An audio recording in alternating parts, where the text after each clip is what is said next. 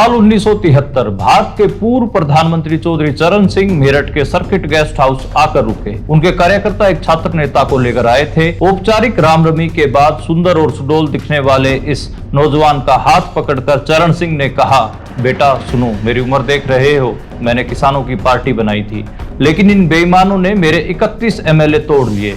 इस पार्टी को संभालो। नौजवान गर्दन नीचे कर बस हामी भरे जा रहा था। चरण सिंह ने ठुड्डी से उसकी गर्दन ऊपर कर गला भर के कहा, मेरी पब्लिक मीटिंग है जिमखाना क्लब में, अगर मेरा कोई शर्म लिहाज है तो आज शाम वहां जाकर यह डिक्लेयर कर दो कि तुम मेरे साथ हो। चरण सिंह की बात का ऐसा असर हुआ कि नौजवान ने चरण सिंह की पार्टी ज्वाइन कर ली। यह नौजवान कोई और नहीं बल्कि सत्यपाल मलिक थे। बीती 5 अगस्त को उनका निधन हुआ है। देश के किसानों में गूंजने वाली उनकी दमदार आवाज अब खामोश हो गई है। उनका जन्म बागपत जिले के सावदा गांव में 24 जुलाई 1946 को हुआ था। उनके पिता उनके जन्म के 2 वर्ष बाद ही दुनिया से चले गए थे। मां अकेली थी। हिसाबदा गांव के एक साधारण किसान परिवार के बेटे के रूप में मलिक साहब का बचपन कठिनाइयों से भरा था। जब वह करीब 5 साल के हुए तो गांव के प्राइमरी स्कूल में जाकर वहां पढ़ा रहे अध्यापक को कहते हैं, मास्टर जी मेरा दाखिला कर दीजिए, मुझे पढ़ना है। मास्टर जी हैरान होते हैं कि कहां तो बच्चों को घर से पकड़ कर लाना पड़ता है और कहां बच्चा खुद आकर पढ़ने के लिए बोल रहा है। मास्टर जी बोले, बेटा कल आना, अपने बाबूजी के साथ आना। मलिक साहब ने मास्टर जी की आंख में आंख डालकर कहा, बाबूजी तो दुनिया में नहीं है, मास्टर जी आप ही मेरा दाखिला कर दो। मास्टर को हारकर उनका दाखिला करना पड़ा। अपने गांव में शुरुआती स्कूली शिक्षा पाने के बाद मलिक साहब डिकोली इंटर कॉलेज में पढ़ने चले गए। यहाँ चौधरी चंद्रपाल सिंह जी प्रिंसिपल थे, जो उत्तर प्रदेश के आदर्श प्रिंसिपलों में से एक माने जाते थे। यहाँ से मलिक साहब ने वाद विवाद प्रतियोगिताओं में हिस्सा लेना शुरू कर दिया और हमेशा प्रथम स्थान पाते। यह उनकी भाषण कला का प्रारंभ था, जो आगे चलकर और निखरने वाला था। इंटर की पढ़ाई के बाद वह अपनी ग्रेजुएशन की पढ़ाई के लिए मेरठ आ गए और मेरठ कॉलेज में उन्होंने दाखिला ले लिया। उस दौर में मेरठ कॉलेज में गांव के लड़कों और शहर के लड़कों के बीच एक अजीब सा विभाजन था। शहरी छात्र अक्सर यह मानते थे कि गांव के लड़के पिछड़े हैं क्योंकि वे बाल ठीक से नहीं रखते, पट्टेदार बुरशट नहीं पहनते। लेकिन इसी शहरी और ग्रामीण खाई के बीच सत्यपाल मलिक खूब हैंडसम थे, जिन्होंने इस खाई को भरने का काम किया। मेरठ कॉलेज पहुंचने से पहले वे समाजवादी विचारधारा की पकड़ में आ चुके थे। उन्होंने मुझे बताया, मैं बहुत कम उम्र में ही धर्मयुग और दिनमान जैसी पत्रिकाएं पढ़ने लगा था और लोहिया जी की विचारधारा से बहुत प्रभावित रहा। इसलिए अपनी जवानी के शुरुआती दिनों में ही मुझमें ठीक ठाक राजनीतिक चेतना थी। मलिक साहब का असली राजनीतिक सफर मेरठ कॉलेज में शुरू हो चुका था। उस समय मेरठ कॉलेज में डॉक्टर पुरी प्रिंसिपल थे, जो बॉटनी में एल्गी के विषय में एशिया में काफी बड़े नाम माने जाते थे। कॉलेज की मैनेजमेंट अक्सर पुरी साहब को परेशान करती थी। जब पुरी साहब के खिलाफ मैनेजमेंट साजिशें करने लगी तो मलिक साहब उनके समर्थन में खड़े हो गए और एक बड़ा आंदोलन खड़ा कर दिया। वह कक्षाओं में जब भाषण देने के लिए जाते थे तो उछल कूद कर रहे छात्र एकदम शांत बैठ जाते थे और उन्हें ध्यान से सुनने लगते। आंदोलन में उन्होंने मैनेजमेंट को झुका दिया और इसी के मार्फत कॉलेज में खूब लोकप्रिय हुए। उस समय कॉलेज में पार्लियामेंट की व्यवस्था होती थी, यानी तब छात्र संघ के चुनाव अप्रत्यक्ष होते थे, यानी कि इनडायरेक्ट इलेक्शन। पहले क्लास में एमपी चुने जाते थे और फिर ये एमपी प्रीमियर चुनते थे। मलिक साहब महावीर जैन को हराकर कॉलेज के प्रीमियर बन गए। 1966 और 67 का दौर भारत के छात्र आंदोलनों का स्वर्णिम दौर था। भारत ही नहीं बल्कि दुनिया भर में छात्र नेताओं की खूब चढ़ाई थी। मेरठ कॉलेज के प्रेसिडेंट बनने के बाद वे पश्चिमी उत्तर प्रदेश के सबसे बड़े छात्र नेता के तौर पर मशहूर होने लग गए थे। उन्हीं दिनों उत्तर भारत में हिंदी आंदोलन शुरू हो गया था, जिसमें राजनारायण जी से लेकर डॉक्टर लोहिया तक सभी बड़े समाजवादी नेता उसकी अगुवाई कर रहे थे। श्याम किशन पांडे इलाहाबाद यूनिवर्सिटी में, देवदत्त मजूमदार बनारस यूनिवर्सिटी और मलिक साहब पश्चिमी उत्तर प्रदेश में मोर्चा संभाले हुए थे। मलिक साहब की अगुवाई में स्टूडेंट्स शांतिपूर्ण जुलूस निकाल रहे थे, लेकिन पुलिस ने छात्रों पर लाठीचार्ज कर दिया। इस लाठीचार्ज से आहत छात्रों ने कॉलेज के सामने का डाकखाना जला दिया। घंटा घर के सामने सिनेमा घर में भी आग लगा दी। छात्रों से डरकर पुलिस वाले छिपते फिर रहे थे। यह पहली बार था कि मेरठ में छात्र आंदोलन के कारण सेना सड़कों पर उतरी। मिलिट्री साइकोलॉजिकल प्रभाव डालने के लिए टैंक भी साथ लेकर आई थी, लेकिन सत्यपाल मलिक और छात्र नहीं डरे और उन्होंने हिम्मत दिखाते हुए उसी टैंक पर खड़े होकर हिंदी के पक्ष में भाषण दिया। खबर पूरे यूपी में फैल चुकी थी। उनके समर्थन में राजनारायण जी, बीपी मौर्य जैसे बड़े नेता भी वहां पहुंचे। उत्तर प्रदेश में इसी तरह के अनेकों आंदोलन हुए, जिसके कारण सरकार को जागना पड़ा और वहां हिंदी में काम होना शुरू हुआ। हिंदी आंदोलन के बाद इन तेज तर्रार छात्र नेताओं ने डायरेक्ट छात्र संघ चुनाव करवाने के लिए आंदोलन छेड़ दिया। यूपी के कोने कोने से छात्र नेताओं ने यूपी विधानसभा का घेराव किया। पश्चिम यूपी से बागडोर सत्यपाल मलिक के हाथों में थी। काफी दिन चले संघर्ष के बाद छात्रों के आंदोलन की जीत हुई और साल 1967 में यूपी के कॉलेजों और यूनिवर्सिटियों में डायरेक्ट चुनाव हुए और मलिक साहब मेरठ कॉलेज के पहले चुने हुए प्रेसिडेंट बने। यह एक ऐतिहासिक उपलब्धि थी। मलिक साहब के शरीर को आंदोलनों और जेलों की हवा लग चुकी थी। उसी दौरान दिल्ली में 18 साल के लोगों को वोट अधिकार देने के लिए आंदोलन चला। दिल्ली के पटेल चौक पर जुलूस को रोक लिया गया और लाठीचार्ज हुआ। मधुली में राजनारायण जी तो मंच पर बोलने के लिए चले गए थे, लेकिन वहां लाठी चली, गोली चली, 3 लोग शहीद भी हो गए और सैकड़ों लोग जेल गए। हालांकि बहुत बाद में राजीव गांधी ने 18 साल के लोगों को वोट का अधिकार दिया, लेकिन इसकी शुरुआत इसी आंदोलन से हुई थी, जिसमें मलिक साहब बड़ी भूमिका में थे। उनके छात्र जीवन का आखिरी आंदोलन था लता गुप्ता के लिए। साल 1973 में मेरठ के मेडिकल कॉलेज के फिजिक्स प्रोफेसर रमेश चंद्र गुप्ता की बेटी थी लता गुप्ता। वे उन्हीं के कॉलेज में पढ़ती थी। एकाएक उनकी किडनैपिंग कर ली गई। लता गुप्ता के लिए मेरठ के सभी छात्र सत्यपाल मलिक के नेतृत्व में सड़कों पर उतर आए और डीआईजी के यहां धरना देने पहुंच गए, लेकिन वहां पुलिस ने छात्रों पर 2 बार लाठीचार्ज कर दिया। छात्रों ने पथराव कर दिया और छात्र पूरे शहर में फैल गए। गुस्साए छात्रों ने सुशीला नर्सिंग होम में आग लगा दी, क्योंकि लता गुप्ता का अपहरण सुशीला नर्सिंग होम के सामने से ही हुआ था और कुछ लोग पुलिस को फोन करना चाहते थे, लेकिन उन्होंने फोन करने से मना कर दिया था, इसलिए उनके नर्सिंग होम में आग लगा दी गई। आंदोलन के कारण शहर में कर्फ्यू लगा दिया गया। सत्यपाल मलिक के नेतृत्व में 40 छात्रों ने गिरफ्तारी दे दी। पूरे प्रदेश का जनमानस छात्रों के हक में था, इसलिए दबाव में आकर प्रशासन ने कहा कि आप लोग जमानत करवा लीजिए, लेकिन उन्होंने मना कर दिया और अनकंडीशनल रिहा करने की शर्त रख दी। जेल से आंदोलन चलना शुरू हो गया। अंत में परेशान होकर प्रशासन को उन्हें अनकंडीशनल रिहा करना पड़ा। सत्यपाल मलिक और उनके गुट का अगले कई सालों तक मेरठ कॉलेज के छात्र संघ पर एक तरफा कब्जा रहा। यहां तक कि 8 चुनाव में 6 चुनाव सत्यपाल मलिक के गुट ने जीते, लेकिन बड़ी राजनीति से उनके पास बुलावा आ चुका था। साल 1973 चौधरी चरण सिंह ने भारतीय क्रांति दल को भंग करके भारतीय लोक दल बनाया था, जिसमें राजनारायण जी, बीजू पटनायक, पीलू मोदी जैसे नेता भी शामिल हुए थे।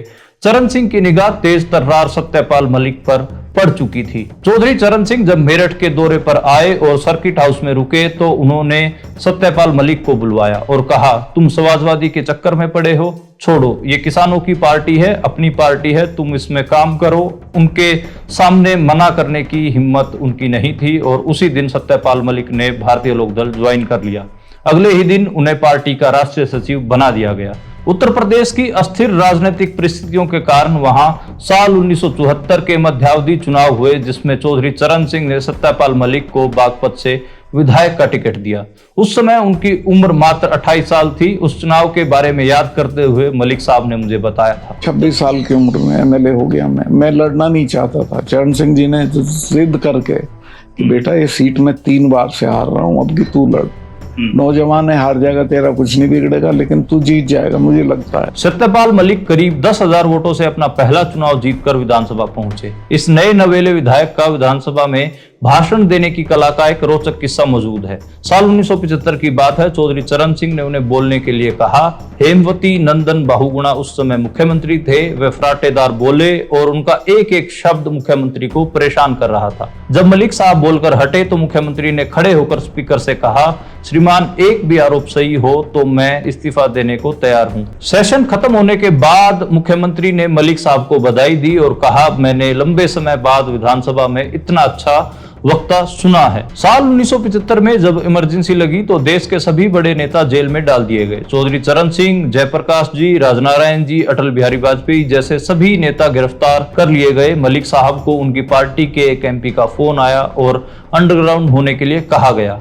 उन्होंने एक टीम बनाई और इमरजेंसी के खिलाफ गुप्त रूप से पर्चे छापे और बांटने शुरू कर दिए। सत्यपाल मलिक आपातकाल के दौरान अपने पार्टी के कुछ नेताओं और दोस्तों के साथ छिपते छिपाते दिल्ली पहुंचे। दिल्ली में में उनके कुछ दोस्त जेएनयू और आईआईटी में रहते थे। सत्यपाल मलिक इन्हीं दोस्तों के हॉस्टलों के कमरों में छिपकर इमरजेंसी का विरोध कर रहे थे। 2-3 महीने प्रयास करने के बाद भी कोई बड़ा आंदोलन खड़ा न हो सका। उसके बाद वह चरण सिंह के भांजे बनकर उनसे मिलने जेल गए। तो मैं फिर चरण सिंह जी से उनका भांजा होकर मिलने गया जेल में। उन्होंने कहा क्या? मैं कभी कुछ नहीं हो रहा। कहने फिर तुम भी सत्याग्रह करके जेल चले आओ।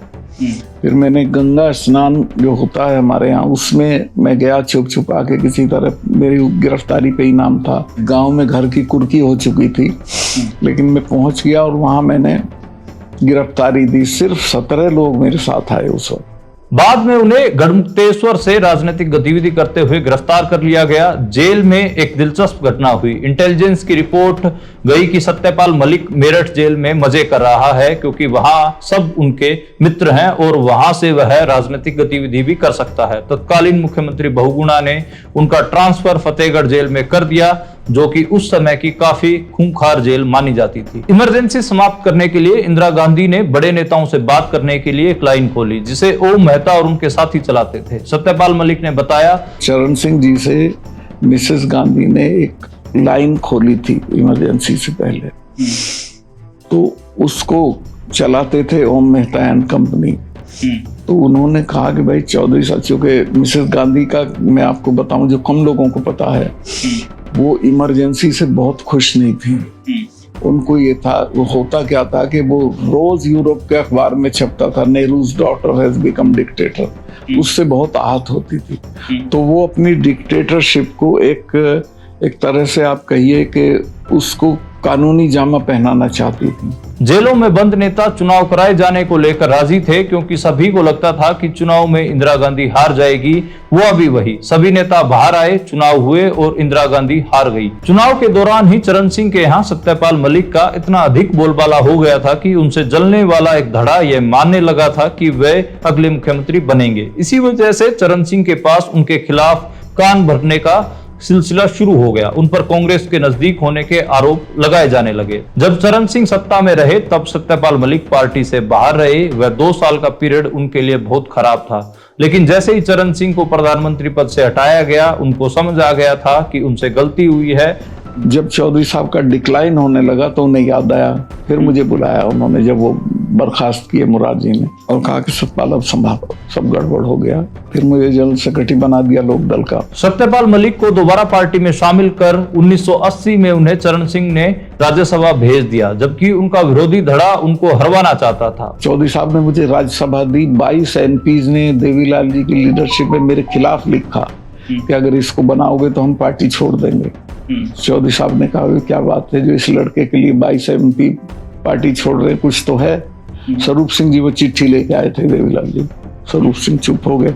चौधरी साहब ने कहा मुझे पता है, ये मुझे टिटुलर हेड बनाना चाहते हैं, ये लड़का इनका इलाज है, मैं रखूंगा, इसी को बनाऊंगा राज्यसभा में। तो उन्होंने मुझे बोला, कहा कि जाओ पर्चा दाखिल करो, तुम्हें चॉइस की वोट अलॉट करूंगा, क्योंकि ये बेईमान तुम्हें हरवाएंगे भी। लेकिन होनी को कुछ और ही मंजूर था। अजीत सिंह की वापसी अमेरिका से हुई और उनको कांग्रेस में जाने के लिए मजबूर कर दिया गया। जब अजीत सिंह अमेरिका से आ गए, और चौधरी साहब चाहते नहीं थे अजीत सिंह को आगे करना, फैमिली का प्रेशर आया और फैमिली ने कहा कि पापा आप अजीत सिंह को बढ़ाओ।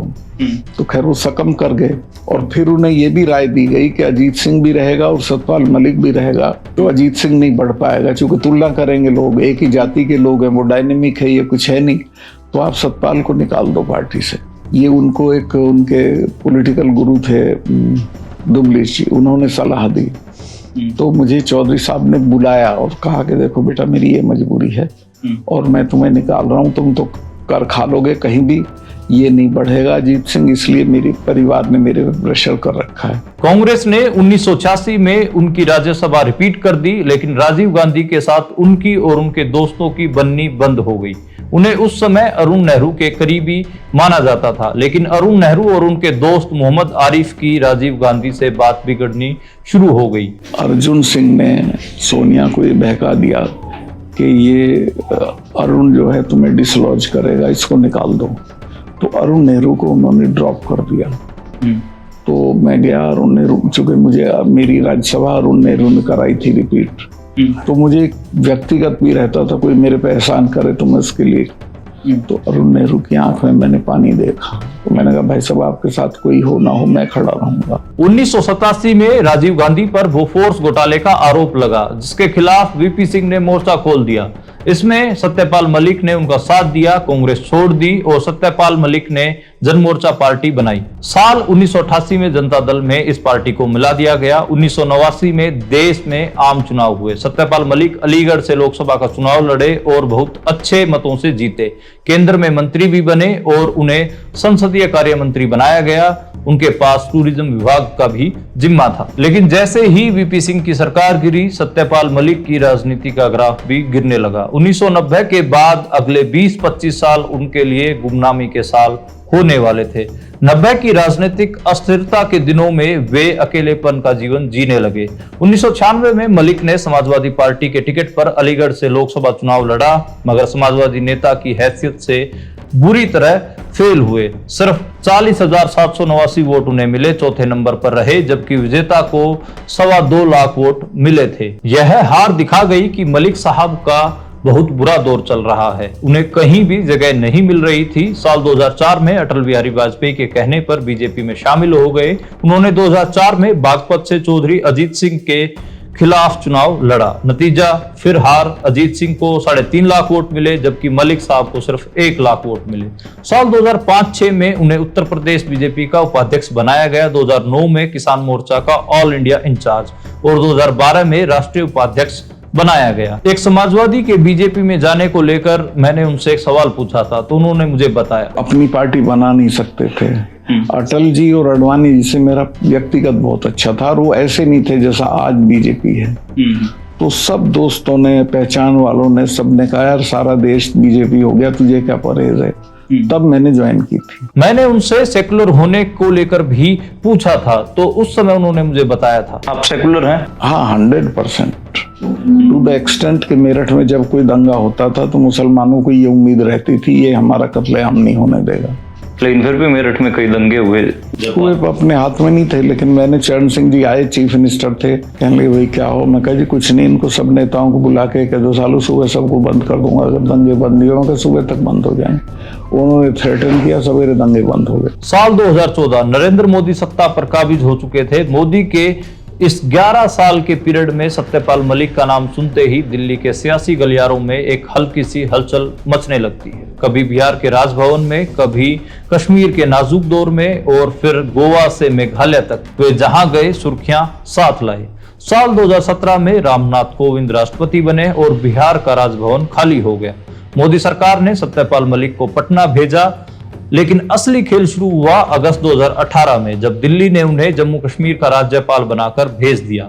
जानकार मानते हैं कि जम्मू कश्मीर का राज्यपाल दिल्ली के लिए किसी मुख्यमंत्री से कम नहीं है। सत्यपाल मलिक वहां पहुंचे और जैसे ही पहुंचे सुर्खियों में छा गए। 2019 में 5 अगस्त को गृह मंत्री अमित शाह ने संसद में अनुच्छेद 370 को निष्प्रभावी करने का ऐलान कर दिया। जम्मू कश्मीर केंद्र शासित प्रदेश बन गया। नेशनल कॉन्फ्रेंस और पीडीपी के बड़े बड़े नेताओं को या तो जेल में डाल दिया गया या नजरबंद कर लिया गया। लेकिन 3 महीने भी नहीं बीते, दिल्ली का सत्यपाल मलिक से मोहभंग हो गया। राजनीतिक गलियारों में ये खुसर फुसर शुरू हो गई कि मलिक साहब ने वो क्रूरता नहीं दिखाई जो दिल्ली एक्सपेक्ट कर रहा था। मलिक साहब की कश्मीर के स्टेटहुड को लेकर भी दिल्ली से बात बिगड़ गई। धारा 370 को हटाने के फैसले पर मलिक साहब ने खुलासा किया था कि उन्हें इसकी कोई जानकारी नहीं दी गई। सिर्फ 1 दिन पहले गृह मंत्री अमित शाह का उनको फोन आया था और उन्हें एक पेपर साइन कर कमेटी के पास भेजने के लिए कहा गया था। यानी कि कश्मीर के मामले में सत्यपाल मलिक की कोई राय या सलाह नहीं ली गई। मलिक साहब ने पुलवामा हमले को लेकर चौंकाने वाला खुलासा किया। उन्होंने बताया कि हमला केंद्रीय गृह मंत्रालय की लापरवाही का परिणाम था। सीआरपीएफ के जवानों ने हवाई यात्रा की अनुमति मांगी थी, क्योंकि इतना बड़ा काफिला सड़क मार्ग से सुरक्षित नहीं था। गृह मंत्रालय ने इस अनुरोध को ठुकरा दिया था। मलिक साहब ने कहा, अगर मेरे से पूछा जाता तो मैं 5 हवाई जहाज भी दे देता। हमले के बाद उन्होंने तत्कालीन प्रधानमंत्री को फोन कर कहा कि यह हमारी गलती थी। जवाब में उन्हें चुप रहने की सलाह दी गई। उन्होंने दावा किया कि इस सरकार ने हमले का पाकिस्तान पर दोष मढ़कर राजनीतिक लाभ उठाया। विशेषकर 2019 के लोकसभा चुनाव के दौरान उन्होंने बीजेपी को शहीदों के खून पर वोट मांगने वाली पार्टी कहा। सत्यपाल मलिक को गोवा भेज दिया गया, लेकिन गोवा में भी मलिक साहब चुप नहीं रहे। अपनी ही पार्टी की प्रमोद सावंत सरकार पर भ्रष्टाचार के आरोप ठोक दिए। इंडिया टुडे के राजदीप सरदेसाई के साथ इंटरव्यू में मलिक साहब ने बिना पलक झपकाए कहा था, गोवा में कोरोना काल में हर चीज में भ्रष्टाचार था। मैंने पीएम को बताया, लेकिन कोई कार्रवाई उन्होंने नहीं की। गोवा में हंगामा मचा और मलिक साहब को मेघालय की राह दिखा दी गई। मेघालय में भी मलिक साहब का रंग नहीं बदला। उस समय दिल्ली की सरहदों पर किसान आंदोलन चल रहा था। किसान आंदोलन जोरों पर था। उन्होंने तीनों कृषि कानूनों को गलत ठहराया, एमएसपी की गारंटी की वकालत की और बोले, अगर मेरी बात से सरकार को दिक्कत है तो मैं इस्तीफा दे दूंगा, लेकिन किसानों का साथ नहीं छोड़ूंगा। मलिक की बयानबाजी का असली धमाका तब हुआ जब उन्होंने हरियाणा के चरखी दादरी में पीएम मोदी के बारे में ऐसा कहा जिससे सियासी हलकों में तूफान आ गया। मलिक साहब बोले, मैं किसानों के मुद्दों पर पीएम से मिला, 5 मिनट में हमारी लड़ाई हो गई। वो घमंड में थे। मैंने कहा, हमारे 500 लोग मर गए हैं, जब कुतिया भी मरती है तो आप चिट्ठी भेजते हैं। उन्होंने कहा, क्या मेरे लिए मरे हैं वो? बीती 5 अगस्त को दिल्ली के राम मनोहर लोहिया अस्पताल में वे सांसारिक दुनिया को अलविदा कह गए। वह अपनी पत्नी प्रोफेसर इकबाल कौर और बेटे देव कबीर का साथ छोड़ गए हैं। प्रोफेसर इकबाल कौर से उनका प्रेम विवाह हुआ था। वह सिख जट परिवार से हैं और सत्यपाल मलिक जाट परिवार से। इकबाल मेरठ कॉलेज में ट्यूटर थी और बाद में दिल्ली यूनिवर्सिटी के कॉलेज में प्रोफेसर बनी। उनका मलिक साहब से संपर्क मेरठ कॉलेज के दिनों ही हुआ था। वे भी क्लास की एमपी थी जब मलिक साहब प्रीमियर बने। उनकी शादी दिल्ली में हुई और करीब 100 लोग पश्चिमी उत्तर प्रदेश से उस समय दिल्ली बारात में आए थे। तत्कालीन प्रिंसिपल डॉक्टर पुरी ने मलिक साहब के पिता की भूमिका निभाई थी। जीवन के आखिरी दिनों में उनके बगावती तेवरों के कारण सरकार ने उनके पीछे सीबीआई छोड़ दी थी। दरअसल उन्होंने भ्रष्टाचार के प्रति प्रधानमंत्री की नीति पर तीखा हमला बोला था। उन्होंने कहा, प्रधानमंत्री को भ्रष्टाचार से नफरत नहीं है। उन्होंने गोवा और जम्मू कश्मीर में अपने अनुभवों के आधार पर यह बात कही थी। जम्मू कश्मीर में उन्हें प्रोजेक्ट पास कराने के नाम पर 300 करोड़ रुपए की रिश्वत ऑफर की गई थी, जिसे उन्होंने रद्द कर दिया था और मीडिया के सामने उजागर कर दिया था। सत्यपाल मलिक के बगावती तेवर, ये बयानबाजी और ये दोस्ती का जज्बा, ये सब मिलकर उन्हें सियासत के उस मंच पर ले गए जहां वे न पूरी तरह समाजवादी हैं, न बीजेपी के हैं, न ही विपक्ष के। वे बस सत्यपाल मलिक हैं, एक ऐसा शख्स जो सत्ता के सामने झुकने के बजाय अपनी बात कहने का रास्ता चुनता है। अपनी राजनीतिक समझदारी से देश के 2 सबसे शक्तिशाली नेताओं का डर लोगों के मन से निकालने का श्रेय इतिहास उन्हीं के खाते में लिखेगा।